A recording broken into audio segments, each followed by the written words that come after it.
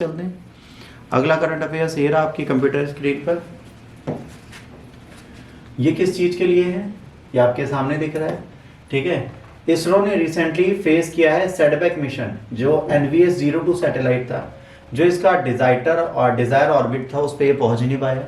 ये thruster failure के चक्कर में अभी भी वहां नहीं पहुंचा जहां इसे जाना था। अगर ये नहीं जाता तो नाविक जो नेविगेशन सिस्टम में हम एक उपग्रह को डिस्चार्ज करके इसको यूज करने जा रहे थे, वहां पे हमें समस्याओं का सामना करना पड़ेगा। तो नाविक कहीं ना कहीं फेल होने की कंडीशन पे नहीं है, ये नहीं कहेंगे कि फेल हो रहा है, फ्री लॉन्च करेंगे, बट हो गया। नाविक स्वतंत्र भारत के क्षेत्रीय नेविगेशन उप प्रणाली है, जिसे भारत उपयोगकर्ताओं के साथ साथ भारतीय भूभाग में लगभग 1500 किलोमीटर के आगे क्षेत्र सटीक स्थिति, वेग और समय सेवा प्रदान करता है। यह भारतीय अनुसंधान संगठन द्वारा इसरो द्वारा विकसित किया गया है। पहला नाविक उपग्रह 2013 में।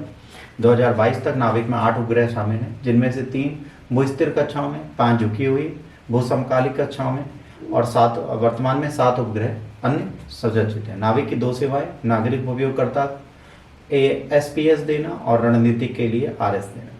ठीक है, ये प्रणाली पूरे भारत में 10 मीटर से अधिक स्थिति के निर्धारण में सटीकता प्रदान करती है। भारत के आसपास 1500 किलोमीटर के क्षेत्र में और 20 मीटर की सटीकता देती है।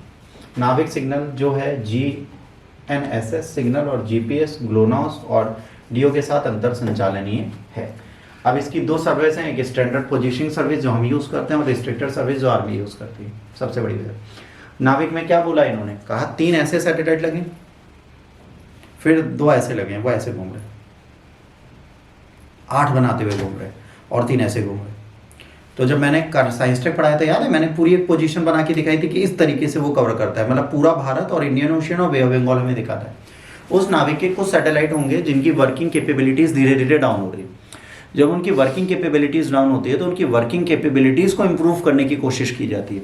तो उनकी वर्किंग कैपेबिलिटीज को इम्प्रूव करने की कोशिश की जा रही है, तो इसलिए हमें सैटेलाइट लॉन्च करने हैं। बट अगर सैटेलाइट लॉन्चिंग के समय फेल हो जाते हैं तो हमें दिक्कत होगी। नेविगेशन का जो है, इसका navigation with Indian constellation application क्या है, ट्रांसपोर्टेशन में यूज होगा, लोकेशन बेस्ड सर्विसेज देगा, पर्सनल मोबिलिटी देगा, रिसोर्सेज मॉनिटरिंग करेगा, सर्वेइंग एंड जियोडेसियाई करेगा, साइंटिफिक रिसर्च करेगा, टाइम डेसिमिनेशन एंड सिंक्रोनाइजेशन करेगा, safety of life and alert dissemination करेगा, परिवहन, स्थान आधारित सेवाएं, व्यक्तिगत गतिशीलता, संधान, निगरानी, सर्वेक्षण और भूगणित वैज्ञानिक अनुसंधान, समय प्रसार और समन्वय, जीवन सुरक्षा चेतावनी का प्रसार। इतनी चीजें ये करेगा बेटा आपके लिए। ठीक है, इसके साथ खत्म होता है ये अगला करंट अफेयर्स भी। वो फुली आप लोगों को अच्छा लगा होगा, जिसको नहीं लगा